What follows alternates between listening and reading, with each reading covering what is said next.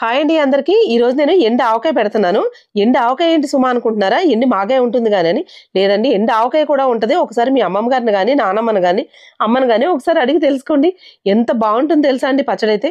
నేనైతే నిజం చెప్తున్నానండి, నేను ఒక ముక్క తీసుకుని నోట్లో వేసుకుంటే మా అమ్మమ్మ పెట్టేదనమాట.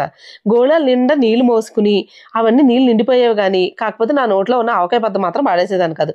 ఎంతసేపు నవ్వినా కూడా ఇంకా దాని నుంచి రుచి వస్తూ ఉంటుంది. అంత బాగుంటుంది అనమాట. నేను పెట్టిన కాయ అయితే మరీ ఎక్కువ పీచు లేదు కానీ రుచి మాత్రం బాగుందండి పచ్చడి అయితేని. మీకు ఎవరికైనా పెట్టుకోవడానికి వీలు లేదనుకోండి, మాకు ఇక్కడ వాట్సాప్ నెంబర్ ఇచ్చాను కదా, ఆ నెంబర్కి మెసేజ్ చేయండి, లేదంటే కాల్ చేసి ఆర్డర్ పెట్టుకోండి.